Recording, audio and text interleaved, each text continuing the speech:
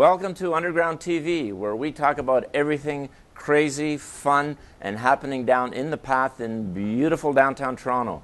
We're live at thatchannel.com at the corner of Bay and Adelaide Streets. We've got a real special show for you today. We're going to talk about a super event going on January 20th. It's a boxing event. It's the second annual Knockout 2, featuring the feature fighters will be Blair Lyon and Frank Coulis.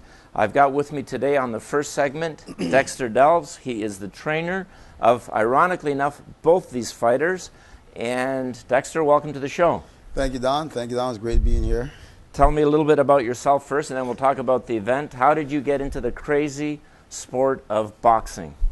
Well, believe it or not, I started, before I got this crazy sport of boxing, my background is originally Kung Fu. I did Kung Fu and did kickboxing. Were you inspired by David Carradine and the Kung Fu films back in the 70s, Kung Fu fighting, stuff like that? I was more inspired by Bruce Lee and Bruce Jackie Lee, Chan. All right. Yes, I was into the old traditional Kung Fu. Guys flying in the air.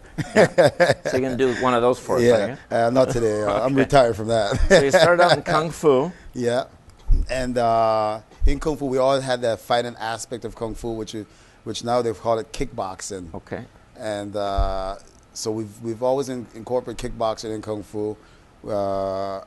Being invited to China or a Kung Fu club and tour in China, fulfilling my dreams of performing in China in Kung Fu, yep. and being part of a last-minute kickboxing show, which I was featured with the Hong Kong champ. Yeah. Turned out to be very victorious for me. I beat him. And when I got back to Canada, kickboxing started to become a bit more popular. So then I decided, you know what, I want to get another challenge, which is being a kickboxer, a pro kickboxer. And the reason I said pro, because at the time they didn't have a sanctioned body for amateurs, so they've got straight to pro. And having couple of kickboxing fights and working with guys who are actually boxers, that's all they've done is boxing, have inspired me to start boxing, to get my hands better, so it'll be incorporate that with my kickboxing, make me a lot better fighter. So you're an ultimate fighter, kind of like a lethal weapon too. You got your legs, you can kick the crap out of me, or you can use your hands if you're too close to kick. Exactly. So now you're also a trainer at the Adelaide Club. How long have you been at the Adelaide Club? I've been at the Adelaide Club. I've originally started, we've got clubs, a Cambridge group of clubs, which we've got 3 clubs downtown, Toronto Athletic Club, Adelaide Club, and the Cambridge Club. Yep. I've originally started the Toronto Athletic Club. At the time, it was called the Fitness Institute. Yeah. And that was the Toronto Athletic Club. And I've started there about 8 years ago, 8, 9 years ago. As a boxing coach? As a boxing, kickboxing coach. Right. Train. So you're classes. coaching kickboxing and boxing? What about the Kung Fu, the karate? No, I haven't trained any traditional Kung Fu. So strictly boxing? Just strictly boxing and kickboxing. So you started the Toronto Athletic Club about 8 years ago? 8 years ago, and then I've got hired at the Adelaide Club 5 years ago. Okay. Well, 5 years prior to working at the Toronto Athletic Club. So if I wanted to train, or if somebody watching this wants is thinking about getting into boxing, beyond just being bringing the confidence and feeling a little bit more secure about yourself, knowing that your hands are now a lot more powerful and lethal weapons, what does boxing do for somebody from a training perspective, from a health perspective? Is it a great workout as well? Boxing it's a great workout. It creates a lot of discipline, right, and self-control, and I mean, you don't only get in great shape, but I mean, you learn an art, you learn a skill, and I teach technical boxing. I mean, there is boxing out there, but there's a lot of fitness centers that teach. They call it aero box, boxercise. It's sort of they're taking the concept of boxing, but they're taking the technical part of boxing out of it, which, to be honest with you, I don't believe in, because I could teach someone technical boxing and you can still get the same or even better workout out of it, and you learn an art, and you actually learn boxing, the science, the sweet science of boxing, and a skill that you could actually teach to someone else, right? And if you want to take it to a different level, you could each step in the ring and spar, or you want to be competitive, as Blair and Frank is on the show we're putting out, which is involved with trainers and employees of the Cambridge group of clubs. Okay. And you could apply that, and if you want to get another level and being part of a sanctioned body of boxing tournaments. So you can start out for fights. health reasons, build Yeah. your confidence, Yeah. become a technical boxer, and even enter some competitions, and go from there. Yeah. Now, leading up to this fight on January 20th, you're training both of these guys, both Yes, Frank Yes, I'm training Frank and Blair. I was Yeah. there last year. I think there was easily 300 people there. Oh, yeah. It was a packed house, and, Yeah. and you actually set up. Is this a regulation-sized rink that you set up down at the club, or Yeah. it's probably a little smaller, I'm guessing? It's smaller. It's smaller, but it could still be used as a regular. We call it public sparring. It's still sanctioned, but as public sparring, all the rules are still there. Yeah. Except for you still register, you still get your book. A fighter has a blue book, registered with Boxing Ontario, but They got to abide by the rules. yeah, abide by the Okay. rules. But So no hitting but below only, the belt. no hitting below the bells. You still get your standing 8 count and stuff like that. Yeah. But the only thing about it with this event, you're not looking for a knockout, because whether you win or lose, it doesn't go on your record, Okay. right? So you're not trying to really put the guy down on the ground. Yeah, You just no, want to it's have a not really trying- you good just wanna event, entertain. Yeah, entertain. But it's real boxing. It's real boxing. You're showing your skill. I mean, there is going to be times when guys do get a big shot in. If there are any sort of problems, right? Yeah. Referee will step in and give them the standing 8 count and warn the other guy to go a little lighter, because we're not looking for a knockout. When it's not going to be on your record whether you win or lose. It's just pure having Get fun out there and and have some fun have some fun and make it a real entertainment. good match. Now, Yes. the cool thing about this event is this is the main event, Yes. the David and Goliath, if you Yeah, will, yes. event, because Frank is 6'100", Yeah. and Blair is a little shorter, but he's Yeah. we're going to meet Blair later on in the show, but Yeah. he's a pretty solid guy. Some fight last year. I would best describe him as a Yeah. bulldozer. Yeah. But what's really cool about this is you've got some women boxing Oh, yes, coming before yes, this, yes. and some other Times change. lighter weights coming in. Yeah. How many cards are on this venue right now? How many women bouts will there be? We've got, I think we got four women bout. Okay, and then a couple of and then we got a couple of trainers. and are you training everyone? I'm training everybody. So you're like trainer to the world here. Trainer to the world here. At the Adelaide Club. with the assistant of a great friend of mine, very, very good friend, best friend of mine, Nick Aliadis. He was actually my kung fu instructor and my kickboxing trainer. So you got there's a couple of you training all these people. So I mean, but he comes in at times when he's not busy in his busy schedule, and he helps me with the classes and stuff and training the guys. So for people watching, why should they come to this event? How exciting is this going to be? If you could summarize it. So I know I was there last year, and there's fun, there's drinks, there's food, there's sweat and punches flying all over the place. It's quite entertaining. But what are you going to tell people that the reason they should be there is because it's going to be one hell of a night, and it's going to be a hell of a night. It's going to be fun, it's entertaining, drinks, food, everything. But one of the most important things, you're going to see guys, men and women that never boxed before. I mean, some of them have got athletic ability, have done lots of sports and stuff, but they've never boxed before. And I started from scratch, right? And now the big night has come. Everyone's going to be nervous, which is natural. So all these people were just like me, never boxed before, and a couple months down the road, they're going to beat the crap out of each other. They're going to beat the crap out of each other with skills.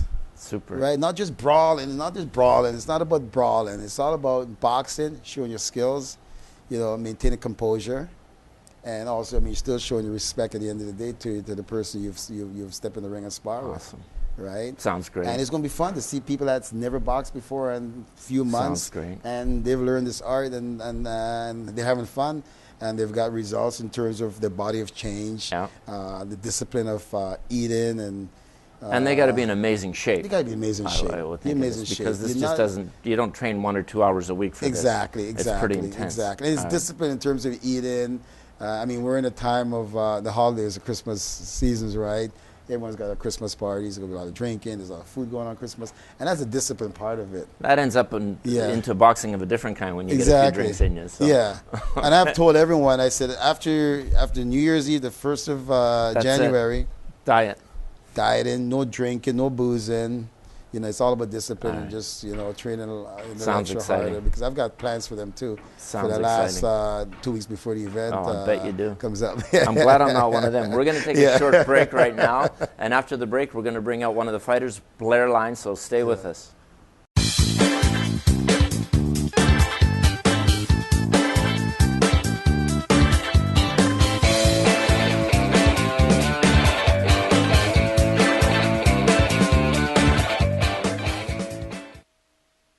Welcome back. We're here with Underground TV, all the cool stuff happening down in the path.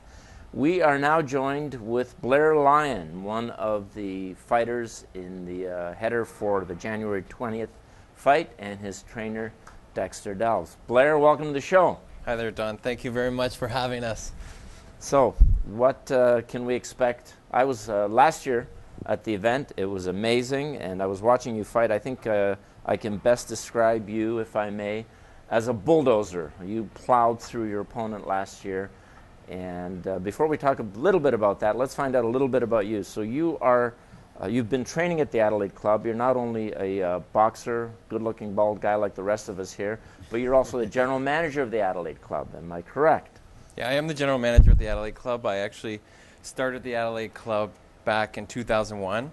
I moved around. You started the club, or you started at the Adelaide Club? I started at the Adelaide Club. All right, you scared me there for a minute. In 2001 as a trainer, and I moved around amongst our group of clubs, which is the Cambridge group of clubs, and now I'm back with the club as the general manager and enjoying every minute of it. Boxer, you're training as well. Mm-hmm. Where do you find the time, Blair? Well, I live for this stuff. I used to be a competitive athlete when I was younger, and as I got older and got out of those structured sports, I was really looking for more, and I think that's what pushes me. So this is a perfect job for you. You get to train, you get to fight, you get to beat the crap out of people. Absolutely. And now upcoming in a couple of weeks, beating the crap out of Frank. Absolutely. Tell us a little bit about your training for this event now. When did you start training? How long ago do you train for something like this? How many months, years, weeks does it take? Well, I started probably about 2 years ago getting ready for the last event, but I've been really getting serious over the last 6 months. Have you maintained your boxing training throughout the last year? Or? I was about 1 or 2 times a week, but in the last 5-6 months I've been training about 3 times a week of training with Dexter, and then a couple days on my own. But I'm also doing cardiovascular training, weight training, and agility training. But you're also training others. And I am. As well. Yeah. You have clients. So you're the trainer to trainers, you're training members, you're being trained. So what are some of the core things that, Dexter, maybe you can talk to us about? What are you working on right now? Because you're training Frank. Frank couldn't make it here today. There's an open invitation. If he's listening, get your ass down here and talk to us a little bit about what you can expect. But for now, we're here with Blair. How are you training these guys? It's a little strange that one trainer is training both boxers. Are you training them differently or similar ways?